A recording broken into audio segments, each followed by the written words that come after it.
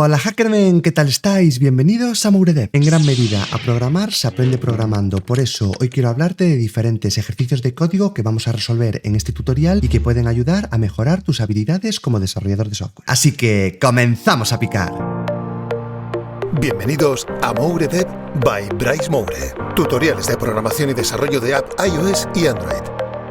Mi nombre es Bryce Moure, soy ingeniero de software desde hace más de 12 años. Recordarte que de lunes a viernes realizo transmisiones en directo y que todos los enlaces de interés de la comunidad los tendrás en moure.dev. A principios de 2022 comenzamos una nueva actividad en la comunidad, los llamados retos de programación semanales y mensuales. Una actividad en la que, mediante pequeños ejercicios de código y creación de aplicaciones, vamos mejorando nuestras habilidades. Sobre la creación de una aplicación por mes tienes un vídeo por aquí, ya que hoy me centraré en los retos de programación semanales. Si entras en mi GitHub personal github.com/mouredev y te desplazas a la sección de retos de código, aquí podrás encontrar diferentes repositorios para mejorar tus habilidades. Voy a acceder al primero, ya que este posee instrucciones tanto para los retos semanales como mensuales. Básicamente, cada lunes desde Twitch publico un nuevo ejercicio y lo subo al repo de GitHub. Y ese mismo lunes corrijo el ejercicio de la semana anterior y revisamos las soluciones de la comunidad. Ya que publicamos uno cada semana, actualmente tenemos 25 retos. Y hoy, en este vídeo, para demostrarte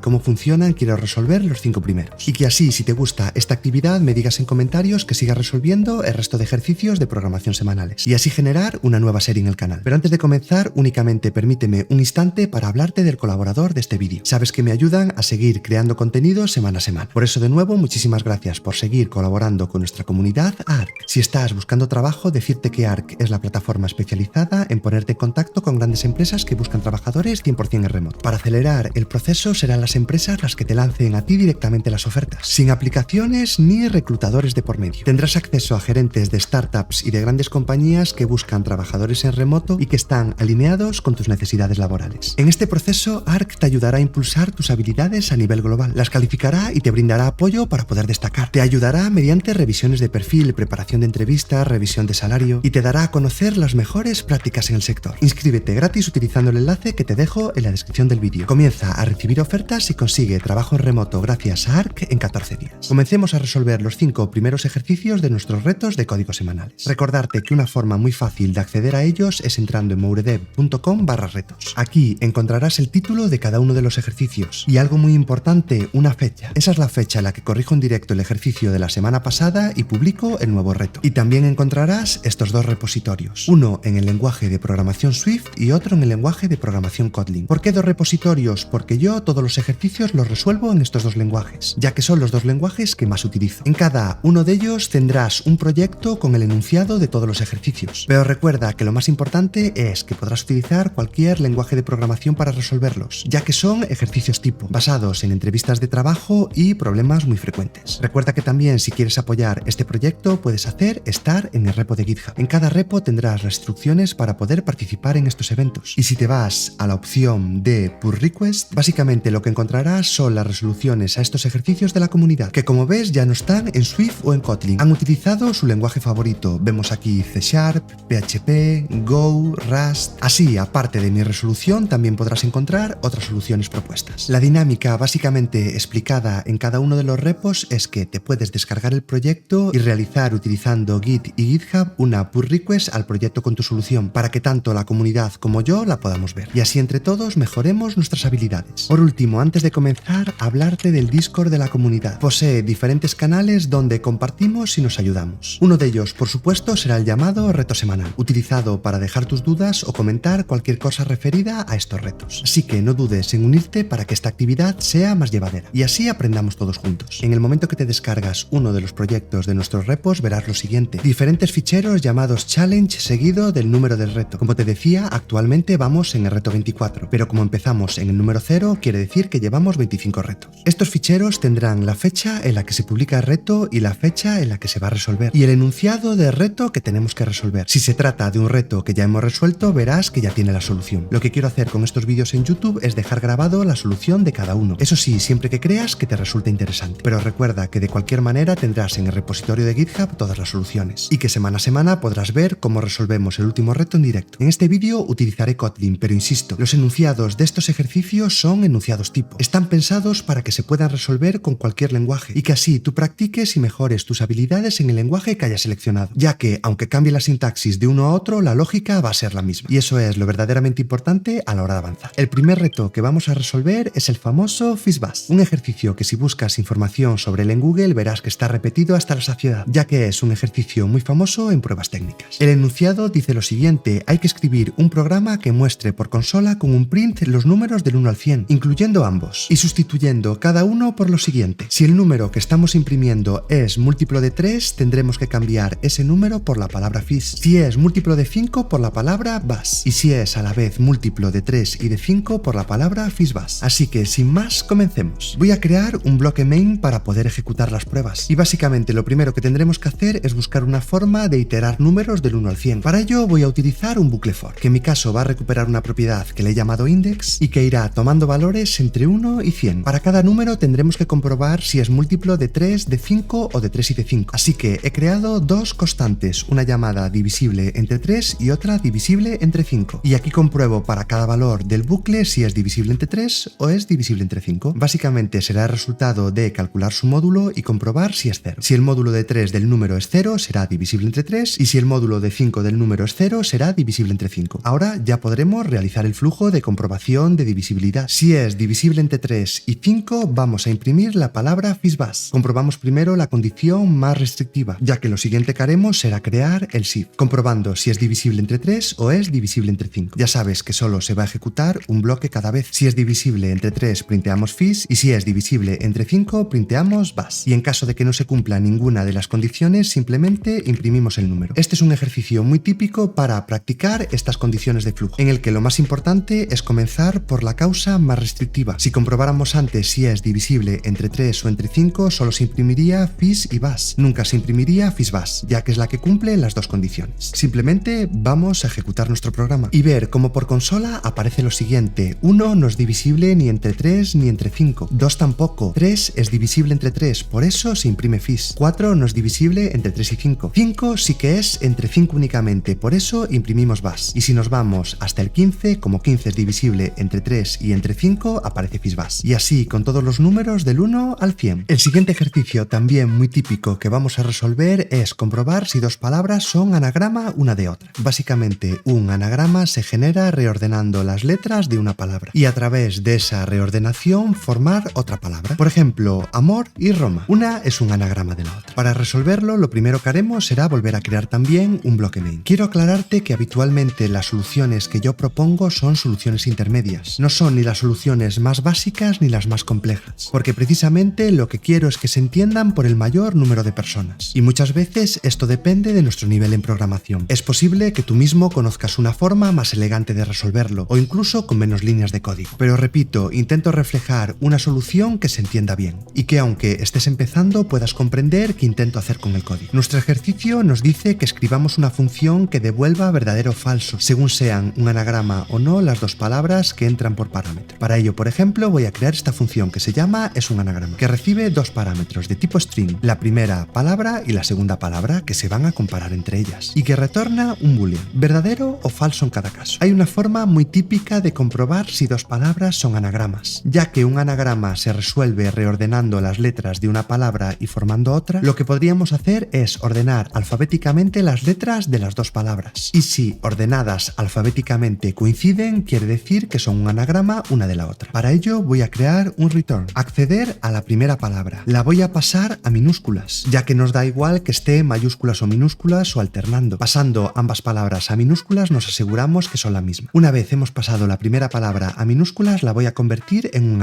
array de caracteres con cada letra de nuestra palabra, y voy a llamar a sorted array para ordenarla. Así este array de caracteres se va a ordenar alfabéticamente. Hecho esto, será tan fácil como comparar este contenido exactamente igual a la segunda palabra. Si tras hacer esto en ambas palabras nos da el mismo resultado, quiere decir que una es anagrama de la otra. Aún así podríamos hacer una comprobación previa. Vamos a crear un if. Si la primera palabra pasada a minúsculas es igual a la segunda palabra pasada también a minúsculas, quiere decir que no estamos ante un anagrama. Estaremos ante exactamente las mismas palabras. Así que en este caso tendremos que retornar un false, ya que no son un anagrama, son la misma palabra. Si esto no se cumple, ya podremos comprobar si son un anagrama. Si content equals es verdadero, vamos a retornar un true, y si no, se retornará un false. Como decía, con el lenguaje que hayas elegido seguramente vas a tener unas operaciones muy parecidas, para exactamente lograr la misma lógica. Vamos a hacer una prueba. Vamos a imprimir por consola la llamada siguiente. Vamos a llamar a isanagram y pasarle nuestro ejemplo inicial, la primera palabra Roma y la segunda amor, que si queremos incluso podemos pasarla a mayúsculas, ya que en realidad siempre las vamos a pasar a minúsculas en primer paso. Vamos a hacer otro ejemplo en el que le pasemos 2 veces la misma palabra, otro más en el que creemos otro anagrama, Roma y mora, y un último ejemplo en el que no sean anagramas, Roma y rema, y vamos a ejecutarlo y ver el resultado. Ya vemos que Roma y amor sí que son anagrama, por eso nos retorna un true. Roma y Roma son la misma palabra, por eso un false. Roma y mora vuelve a ser un anagrama, otro true. Y por último, Roma y rema no son un anagrama, por eso un false. En el siguiente reto resolveremos un problema matemático muy típico, que es la sucesión de Fibonacci. El enunciado nos dice que creemos un programa que sea capaz de imprimir los 50 primeros números de la sucesión de Fibonacci. La serie de Fibonacci se compone calculando un número que es la suma de los dos anteriores. Por aquí en el enunciado te dejo los primeros. Comenzaremos en 0 y en 1. El siguiente 1 será la suma de los dos anteriores, 0 más 1. El siguiente será la suma de los dos anteriores, 1 más 1, que es 2. El siguiente 3 es el resultado de sumar 2 más 1. El siguiente 5 es el resultado de sumar 3 más 2. Y así tendremos que hacer con los primeros 50 números de la sucesión de Fibonacci. Me creo un main para ejecutar este código y tendré que crear también un bucle que sea capaz de ejecutarse 50 veces. Puedo crear, por ejemplo, un rango entre 1 y 50, incluyendo ambos números, y sobre él, por ejemplo, ejecutar un for each. Es como crear un bucle for para cada uno de estos números. Este for quiero que se ejecute 50 veces, pero no tendré en cuenta el valor que va tomando cada número, ya que los valores no serán de 1 a 50. Yo voy a tener que ir calculando la sucesión de Fibonacci. Si nos fijábamos, la sucesión comienza en 0 y en 1, así que voy a crear dos variables para reflejar estos dos primeros valores. Una variable n0 que valga 0 y una variable n1 que valga 1. Voy a ir imprimiendo estas variables y modificándolas cada vez que se ejecute el for, ya que como tengo que ir acumulando el valor de los dos anteriores, puedo utilizar estas variables. Voy a imprimir el valor de n0, ya que el primer valor de la sucesión de Fibonacci será 0, y una vez se imprima voy a calcular el siguiente valor. Voy a crear una constante llamada fib para calcular ahí el siguiente valor de Fibonacci. Si inicialmente el primer valor era 0 y el segundo 1, Fibonacci lo voy a calcular sumando estos dos. Son los dos últimos valores que tenemos en esta sucesión, con lo cual Fibonacci será n0 más n1. Ya tenemos el siguiente valor de nuestra sucesión. Como lo que imprimimos es n0, este lo vamos a igualar a n1, ya que comenzábamos en 0 y el siguiente era 1, es un valor que ya tenemos inicialmente. Y en n1 vamos a guardar el valor acumulado de Fibonacci, que sería la suma de 0 más 1, y al que en la siguiente iteración le vamos a sumar el valor actual. De esta manera siempre guardamos el acumulado y el último valor, calculando así la ejecución como vamos a ver reflejado. Vamos a ver lo siguiente. Aquí tenemos la sucesión 0, 1, el siguiente es la suma del anterior, 2, 3, 5, 8, 13, 21. Vemos que la sucesión es correcta, pero si nos vamos hacia los últimos valores empezaremos a ver algo raro, incluso que aparecen números negativos. ¿Por qué? Porque por defecto nosotros hemos creado estas variables de tipo entero y llegan a generarse valores tan grandes que no son capaces de representarse en un entero. Será tan fácil como crear, por ejemplo en Kotlin, un long, un entero de 64 bits, que si nosotros ejecutamos de nuevo ya vemos que todos los valores son positivos y que son incrementales. Este es un pequeño error que puede suceder cuando estamos utilizando variables enteras de 32 bits. En el siguiente ejercicio comprobaremos si un número es primo o no. El enunciado nos dice que comprobemos si los 100 primeros números son primos o no. Voy a crear mi bloque main y una función que sea capaz de decirnos si el número que le pasamos es primo o no. Se llama isPrime, recibe un número y retorna true o false. Por definición, un número primo tiene que ser mayor que 1, así que si el número que entra es menor o igual que 1, no será un número primo. Ya lo dejamos comprobado con este if. Por otra parte, por definición, un número primo es aquel que solo es divisible entre él mismo y entre 1, así que la forma que tendremos de comprobar si un número es primo o no será buscando divisores. Si hay que hacer varias comprobaciones, deberemos iterar todos los valores intermedios, así que voy a crear un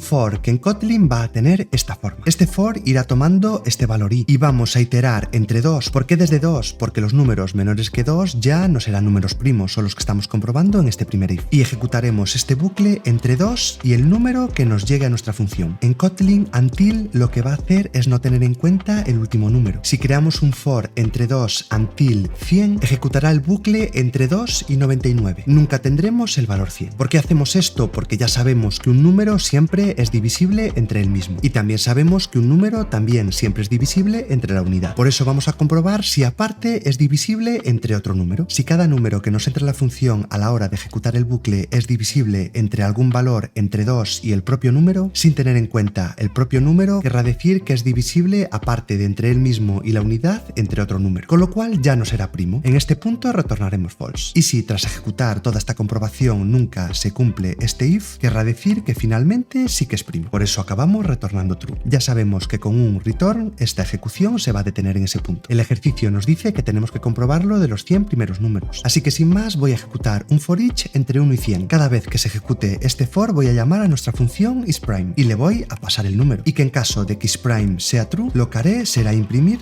el número. Si es false, directamente no lo voy a imprimir. Así que con este bucle lo único que voy a hacer es imprimir los números primos entre 1 y 100. Y aquí vemos que el 1 ya no se imprime, ya que no cumple esta condición. Que el 2 sí que la cumple, que el 3 también y el 5, pero por ejemplo el 4 no, porque 4 también es divisible entre 2, con lo cual entrará por este bloque y se detendrá la ejecución diciendo que no es primo. Y así podremos verlo entre todos los números entre el 1 y el 100. El último ejercicio que resolveré nos servirá para calcular el área de polígonos. Básicamente el ejercicio nos dirá algo así: crear una única función e importante que solo sea una, que sea capaz de calcular y de retornar el área de un polígono. Esta función solo va a recibir un parámetro cada vez, un parámetro que va a representar un polígono y que va a soportar los polígonos triángulo, cuadrado y rectángulo, y también lo va a imprimir dentro de la función. Voy a crear mi main y entender que este ejercicio sirve para potenciar nociones de programación orientada a objetos y herencia, ya que nosotros tendremos que representar el polígono con un único objeto y crear una función que haga básicamente esto: una función que calcule el área, que va a recibir un polígono que puede ser un cuadrado, un triángulo o un rectángulo, y va a retornar su área, como puede ser un valor decimal. Yo estoy devolviendo un DAD. Necesitamos por un lado un polígono que tenga la capacidad tanto de imprimir su área como de calcularla, pudiéndolo resolver en este caso con una interfaz con dos funciones, una que va a calcular el área y devolverla y otra que la va a imprimir, y por supuesto esta interfaz se llama polígono. Si recibimos un polígono en nuestra función, ya podremos invocar a sus dos operaciones. Llamamos a nuestro polígono y por un lado llamamos a printArea para imprimirlo por consola, y por otro lado vamos a retornar su área. Accederemos al polígono y a su función área. Estamos utilizando las dos funciones que hemos definido en la interfaz, pero claro, nos sigue faltando lo más importante, y es especializar esta interfaz. ¿Qué tendrán que hacer estas operaciones cuando hablamos de un triángulo, de un cuadrado o de un rectángulo? Por lo tanto, voy a crear una clase para representar cada uno de los polígonos. Aquí tendremos la clase triángulo, que va a tener que implementar las funciones de polígono, es decir, poseer la capacidad de calcular su área y de imprimirla. Así estamos sobrecargando estas dos operaciones de polígono, pero aún no tenemos los datos suficientes para poder calcularlas. Nuestra clase triángulo tendrá que recibir dos parámetros. Para calcular el área del triángulo necesitamos base y altura, ya que el área del triángulo se calcula multiplicando la base por altura y dividiéndolo entre 2. Y en la operación de printArea, por ejemplo, podremos imprimir este texto que diga el área del triángulo es e invocar a la función de área. Tenemos una interfaz genérica que delimita lo que es un polígono y una especialización para el triángulo, con los parámetros que necesitan ese caso. Para el cuadrado y el rectángulo haríamos exactamente lo mismo: crear clase rectángulo y cuadrado. En caso de rectángulo necesitamos el largo y el ancho, ya que el área se obtiene multiplicando ambos. Y en caso del cuadrado solo necesitamos el valor de un lado, ya que todos los lados son iguales y es lado al cuadrado. Multiplicar el lado por el propio lado. Ya solo nos queda llamar a nuestra función área, pasándole el polígono que nosotros querramos. He creado un ejemplo con cada uno de ellos y vemos que la función área recibe polígono, pero nuestras clases triángulo, rectángulo y cuadrado heredan de polígono, con lo cual se cumple el tipo del parámetro que recibe área. Como nosotros dentro llamamos a operaciones que todos implementan, no tendremos ningún problema. Al instanciar un triángulo se va a llamar la operación de área de este triángulo, con los parámetros que nosotros le hemos pasado, y lo mismo con el rectángulo y con el cuadrado. Tenemos una única función que es capaz de resolver diferentes especializaciones de un polígono. Podrías hacer, por ejemplo, ahora tus propias pruebas añadiendo otro tipo de polígonos. Si nosotros ejecutamos el programa, como con los parámetros que nosotros hemos designado, el área del triángulo es 25, el área del rectángulo 35 y el área del cuadrado 16. 10 por 5 entre 2, 5 por 7 y 4 al cuadrado. En cada uno de estos ejercicios estamos potenciando una habilidad diferente. A resolverse con muy poco código nos permite centrarnos en una enseñanza muy concreta. Como he estado repitiendo a lo largo de todo el vídeo, estos son los 5 primeros, pero en el momento que lo estoy grabando tienes otros 20 más, y cada semana aparecerá uno nuevo. Si quieres que siga creando nuevos vídeos resolviendo estos ejercicios, ya sabes, déjamelo en comentarios. Y por supuesto, apóyalos con tu like y compártelos. Si no quieres perderte el nuevo tutorial que subo cada semana, ya sabes, suscríbete al canal y activa la campanita. Y no olvides seguir seguirme en redes sociales como @mouredev, ni tampoco las transmisiones en directo que realizo de lunes a viernes, ni por supuesto la resolución y la nueva publicación del reto de programación semanal cada lunes. Únete al servidor gratuito de Discord para dejar tus dudas. Y si aún quieres apoyar más a la comunidad, tienes el mecanismo de miembros del canal en YouTube y de suscriptores en Twitch. Muchísimas gracias como semana a semana a todas las personas que colaboran de esta manera. Recuerda que tienes pequeñas recompensas por ayudarme a seguir creando contenido. Te dejo a continuación con otros vídeos sobre desarrollo de aplicaciones. Nos vemos la próxima semana. ¡Hasta otra, Hackermen!